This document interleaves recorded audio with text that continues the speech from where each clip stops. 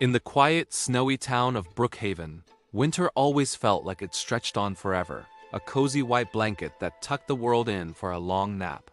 The roads, the houses, even the tallest trees in the park were all dusted in a thick layer of sparkling snow. For the grown-ups, it might have been a hassle, but for the kids, winter was pure magic. It was a season of epic snowball fights where forts were built and defended with giggles, of breathless games of snow kickball where every goal was a triumph, and frantic games of snow tag that left everyone rosy-cheeked and laughing. Jackson, always the leader, would yell, "Last one to the hill is a frozen snowman." And his twin brother Jack, never one to back down from a challenge, would shout back, "You're going down?" They'd race, their boots crunching in the fresh powder, their laughter echoing through the crisp air.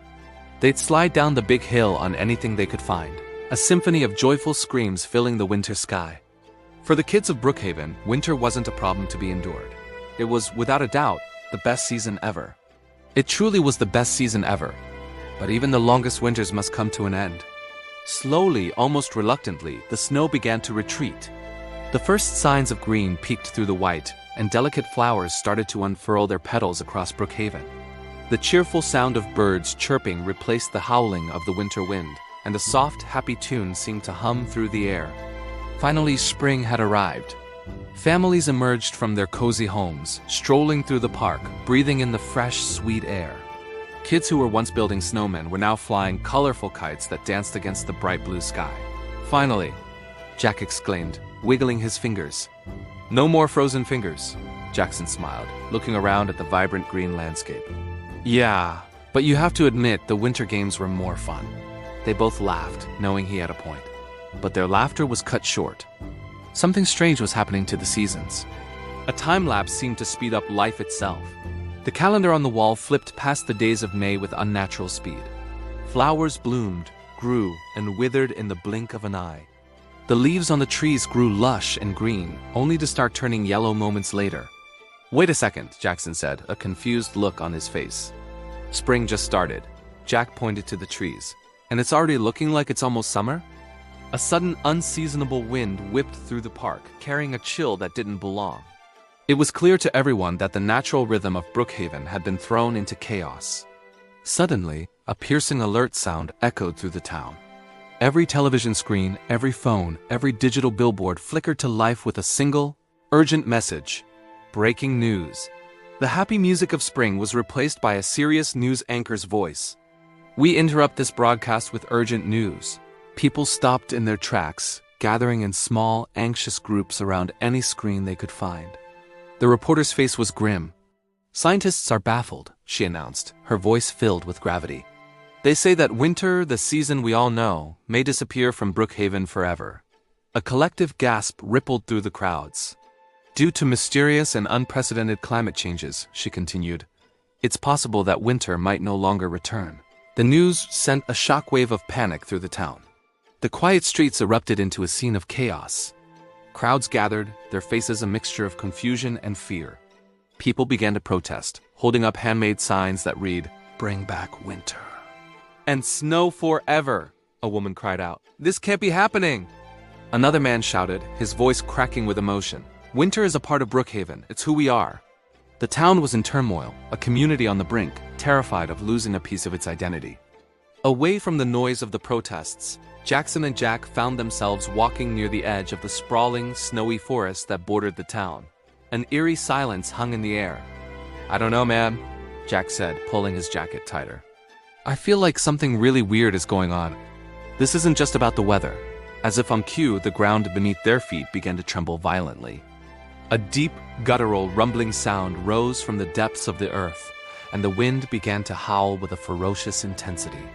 Ice, sharp and crystalline, began to creep up the trunks of the trees, encasing them in a frosty prison.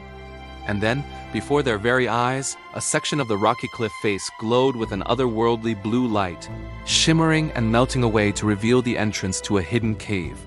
Drawn by a mix of fear and curiosity, the twins cautiously approached the glowing entrance. Inside, the air was frigid, and their breath plumed in front of them like dragon smoke. In the center of the cavern stood a colossal figure, pulsating with a cold blue light. It was a creature made entirely of jagged ice and ancient snow, its form shifting and crackling. It was the ice monster. A deep, monstrous roar echoed off the icy walls, a sound that seemed to freeze the very air around them. Then, a voice ancient and echoing filled their minds. "I control the seasons." Jackson and Jack stumbled back, their eyes wide with disbelief. Jackson, summoning his courage, stepped forward. "You? You're the one who caused winter to last forever before." The ice monster's glowing eyes fixed on him. Its voice rumbled through the cave again. Humans cried out for endless snow, for a winter that would never end. It paused, the sound of cracking ice filling the silence. "So I gave it to them." The monster raised its massive icy arms, and the temperature in the cave plummeted. A miniature blizzard began to form between its palms, swirling with terrifying power. The monster unleashed its fury. A snowstorm of unimaginable force exploded from the cave, blasting across Brookhaven. The wind howled like a hungry wolf, and ancient trees shook so violently it seemed they would be ripped from their roots. Jack shielded his face from the stinging ice particles.